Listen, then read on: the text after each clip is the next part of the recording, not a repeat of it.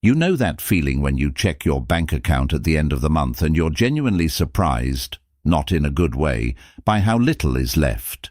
Like, you weren't buying anything crazy.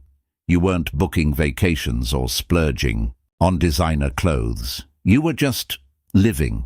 Groceries, a few takeout orders, a subscription here, something small there. And somehow, despite earning a reasonable income, you're sitting there wondering where it all went. I've had that feeling more times than I'd like to admit. And what's strange is that I know a lot of people, smart, hard-working, genuinely well-intentioned people, who feel the exact same way. They're not irresponsible. They're not lazy. They're just caught in this invisible financial current that keeps pulling them backward no matter how hard they swim forward. My name is Nick, and I spend way too much time thinking about money, the psychology behind it, and why some people seem to almost effortlessly accumulate wealth, while others, despite working just as hard, maybe harder, stay stuck in the same financial place for years, even decades. It's something that genuinely fascinates me, and honestly it kind of haunts me too, because the gap between those two groups of people is rarely about intelligence or effort. It's almost always about habits, specifically about spending habits, that are so normalized, so deeply baked into everyday life that most people don't even realize they're quietly sabotaging themselves. And that's what we're going to talk about today. Not in a judgmental way. I want to be really clear about that. This isn't one of those videos where we shame people for buying coffee or eating avocado toast. This is something deeper and, honestly, more uncomfortable than that. Because the things we're going to cover aren't obvious luxuries. They're everyday purchases, normal things. Things that look completely reasonable on the surface, but are, when you really examine them, functioning like slow financial leaks that drain wealth over time. What I want you to walk away with today is a genuine shift in how you see these purchases. Not guilt, but awareness. Because once you see this stuff clearly, you can't unsee it. And that clarity, that's where real financial change actually begins. So let's get into it. Okay, let's start with one that's going to make some people uncomfortable, and I think that discomfort is actually worth sitting with for a second. The lottery, scratch tickets, jackpot games. Basically, any purchase where the entire value proposition is maybe, just maybe, this changes everything. Here's the thing, rich people don't buy lottery tickets, and I don't mean they're above it in some snobbish, elitist way. I mean they genuinely don't see the logic in it. When you understand how money compounds, when you've seen firsthand how small, consistent investments grow into something significant over time, handing $2 to a machine on the off chance that it hands you back $2 million starts to feel a little absurd. But for people who don't have that financial foundation, for people who are living paycheck to paycheck and genuinely feel like there's no realistic path to a better life, the lottery isn't a financial decision. It's an emotional one. It's the purchase of hope. And I understand that completely. I really do. The problem is that hope, when it's packaged and sold to you in the form of a scratch card, is one of the most expensive things you can buy. Studies have shown, and this is kind of staggering, that lower-income households spend a disproportionate percentage of their income on lottery tickets compared to wealthier households. Some estimates put it as high as 6% of income for certain low-income groups. 6%. If you're earning $30,000 a year and spending 6% on lottery tickets, that's $1,800 a year on statistically near zero odds. Now imagine that same $1,800 invested in a simple index fund over 10 years, or used to start building an emergency fund, or put toward a skill or certification that increases your earning power. The math becomes almost painful when you do it. The deeper issue here isn't the $2 or even the $1,800.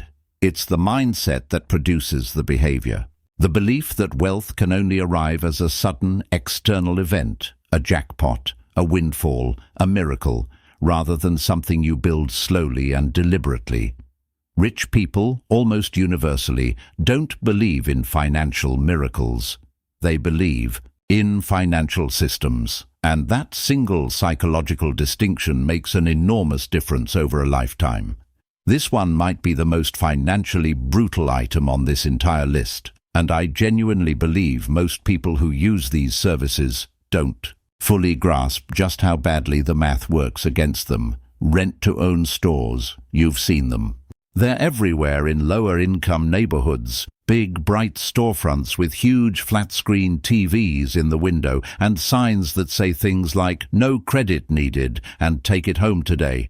And look, on the surface, that's not nothing. If you need a washing machine right now and you don't have $500 to buy one outright, being able to get one for $50 a month sounds like a reasonable solution, except it isn't really. It's a trap dressed up as a lifeline. Here's what actually happens with rent-to-own.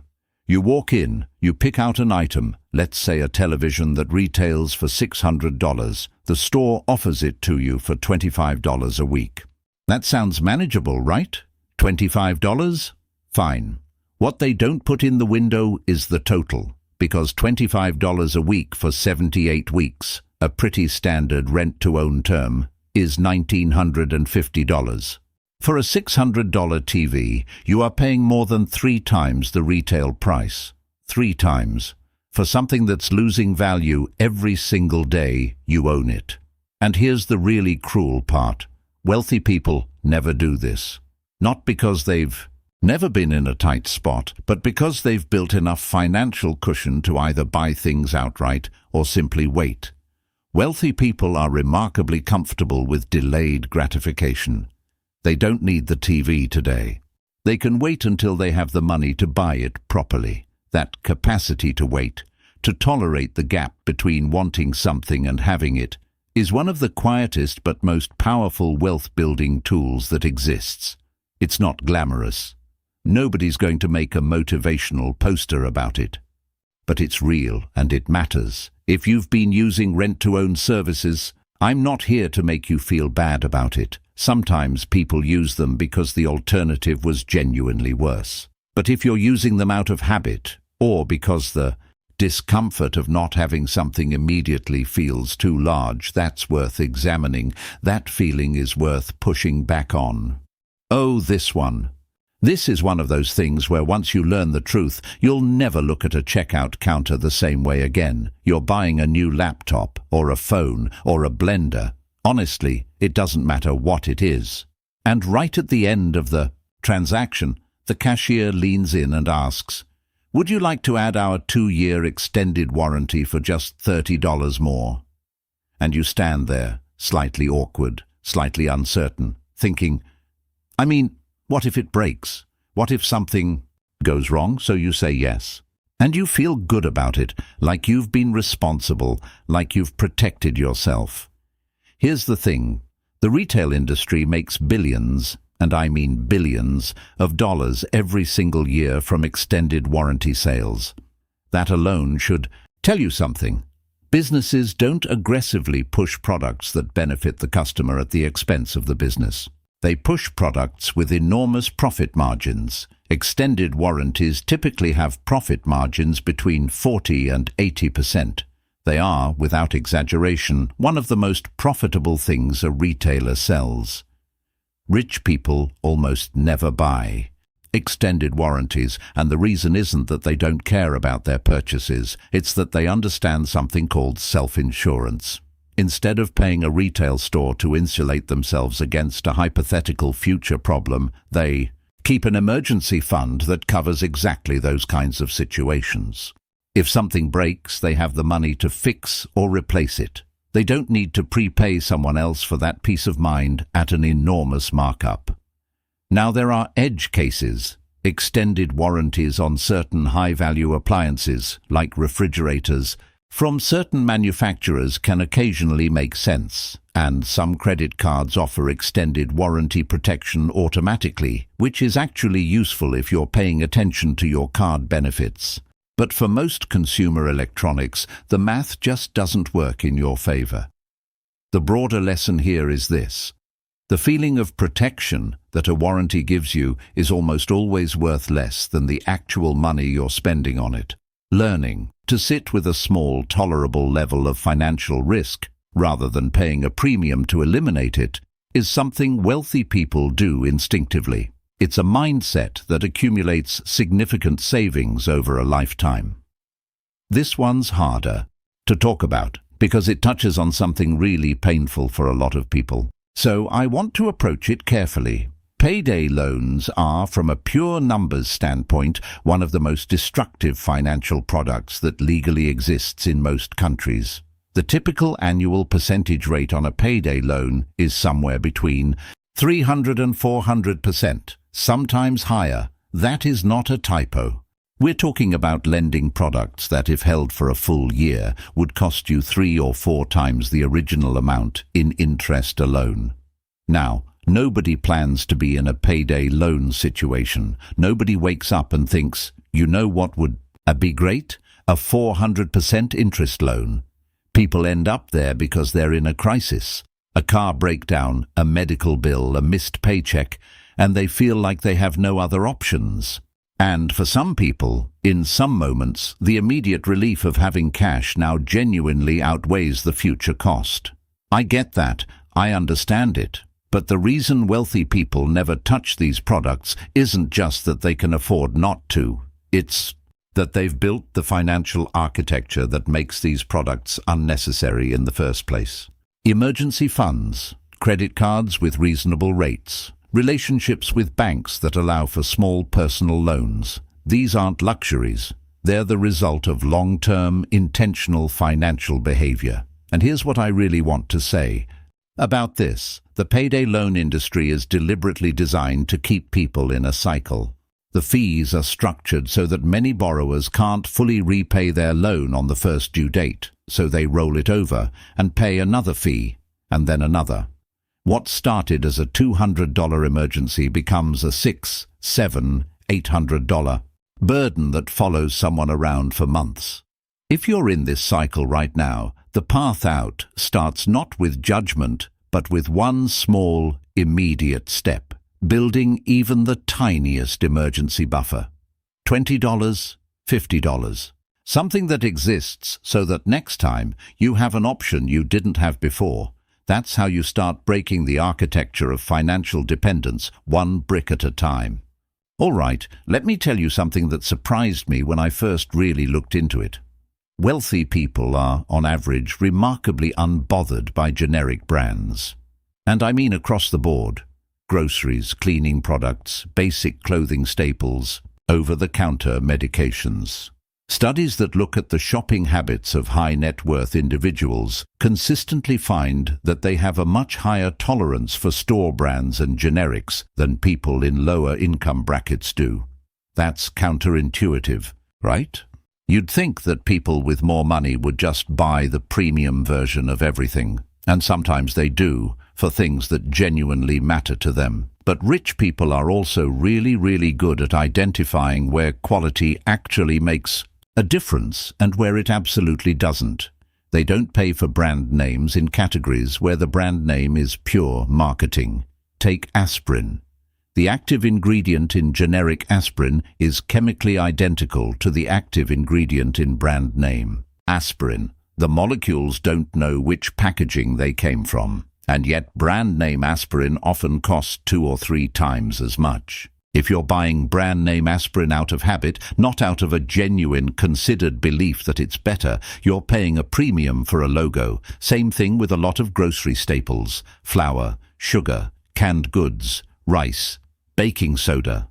In most of these categories, the store brand is made in the same facility to the same specifications as the name brand. The difference is the label.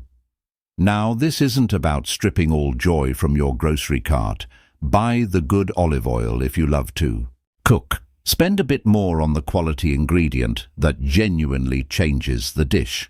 That's a reasonable, considered choice. But doing it across the board, reflexively, because the brand feels safer or more prestigious, that's where money quietly disappears. The bigger concept here is what I'd call status-based spending. Buying things not for their utility but for how they signal something about who you are.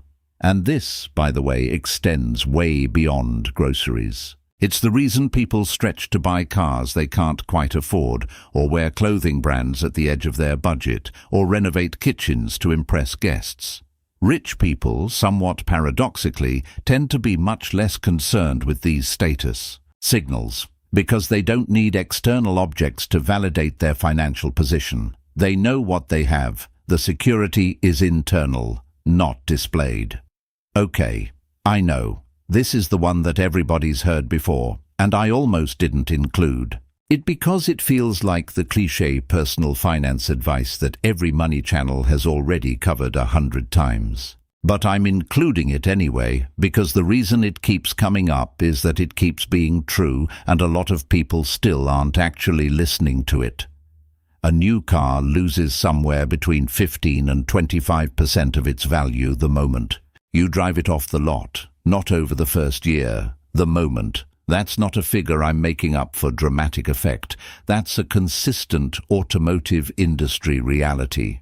And then it continues to depreciate every year after that.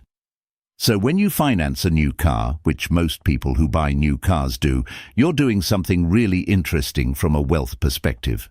You're taking on debt to purchase an asset that is guaranteed to be worth less money every single day you own it. That is basically the opposite of investment logic. It's anti-investment logic. Now rich people buy expensive cars. Let's not pretend they don't. But the difference is how and when they buy them. Wealthy people who buy luxury vehicles typically do so in cash, or they buy certified pre-owned vehicles that have already absorbed the steepest part of the depreciation curve. They're buying the car at year 2 or 3 of its life, when someone else has already paid the premium for it being new. The 2 or 3-year-old version of almost any car is a significantly better financial purchase than the brand new version. The car runs the same, it looks largely the same. But you've avoided the brutal depreciation hit, and you've often avoided the need for financing entirely, because a used car at a reasonable price point is actually accessible in cash or with a much smaller loan. And look, I understand the appeal of a new car. There's something genuinely exciting about that smell, about being the first person to put miles on something. I'm not made of stone. But that excitement is worth exactly what you can comfortably afford to pay for it. Not a 5 or 6 year financing commitment that leaves you underwater on an asset that's losing value every month. This is the one that I think is the most subtle, the most modern, and honestly the most important thing on this list. Because it's not about one specific product or category, it's about a pattern, a way of living that has become so normalized in the last 10 years that most people don't even notice they're doing it. I'm talking about the total outsourcing of inconvenience, the subscription to the food delivery app that you use 4 times a week, the premium streaming services, 3 of them, 4 of them, each one $15 a month individually, which feels fine, but which collectively add up to $50 or $60 a month without you ever consciously deciding that's how much you wanted to spend on entertainment. The monthly subscription boxes, the apps that charge a small fee to skip a line or get slightly faster service, the convenience fees on tickets, the priority everything. None of these things are unreasonable individually. I want to be clear about that. Ordering delivery once a week when you're exhausted after a long day is a completely sane, reasonable decision. That's not what I'm talking about. What I'm talking about is when convenience becomes the default. When every friction point in your daily life has a paid solution and you've accepted all of those solutions simultaneously without ever sitting down and calculating what that totals to, or more importantly, whether you actually get enough value from each one to justify its cost. There's a concept in behavioral economics called subscription blindness. Basically, we're really bad at tracking recurring small charges because each one, viewed in isolation, seems negligible. $8 here, $12 there, $15 over there. But these things aggregate, and because they're automatic, they just pull from your account. They never feel like a decision. They just feel like background noise. Rich people, specifically people who built their wealth rather than inherited it, tend to be almost obsessive about auditing this kind of spending, not in a miserly, joyless way, more in a deliberate, intentional way. They periodically sit down, look at every recurring charge, and ask, "Am I getting genuine value from this? Is this adding to my life in a real way, or is it just something I signed up for once and never thought about again?" And that habit, the habit of periodically auditing the automatic, the invisible, the background costs of your life, is genuinely powerful because it brings unconscious spending into consciousness. And once you can see it, you can decide about it. You get to choose. The broader point here is about the culture of convenience and how it has been specifically engineered by very smart people with very sophisticated technology to extract small, consistent, automatic payments from your life. Every app, every platform, every service that offers a subscription model has been designed to minimize your awareness of its cost while maximizing the friction involved in canceling it. That's not paranoia, that's business strategy. And understanding that strategy is the first step to not being a passive participant in it. Rich people aren't rich because they never use delivery apps or streaming services. They're rich partly because they decide which conveniences are genuinely worth paying for, and they remain conscious of the ones they've chosen. That consciousness, that deliberate attention to the background costs of life, is a financial superpower that doesn't get talked about nearly enough. So here's where I want to land, because I don't want this to feel like a list of "stop doing bad things and you'll be rich." It's not that simple, and honestly, it's not that fair either. Financial struggle isn't usually the result of personal failings. It's the result of systems, circumstances, habits, and sometimes just plain bad luck. And I think that deserves to be acknowledged. But here's what I also believe, completely and without reservation. Understanding how money moves through your life, really understanding it with clarity and without the fog of habit, is one of the most meaningful forms of power available to most ordinary people. Because while you might not be able to change your income overnight, or eliminate your debt in a week, or suddenly have the financial cushion that makes rich people's choices easy, you can change your awareness. You can begin to see the invisible leaks, and that matters. That is, honestly, where it starts. Let me quickly walk back through what we covered, because I think there's a thread running through all 7 of these things that's worth naming. The lottery and hope-based spending. It's not about $2. It's about the belief that wealth arrives from outside rather than being built from within. Rent-to-own products. It's not about needing a washing machine. It's about the enormous financial cost of not being able to wait. Extended warranties.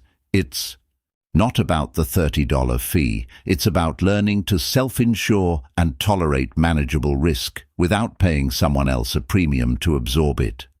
Payday loans and debt cycles. It's not about one emergency.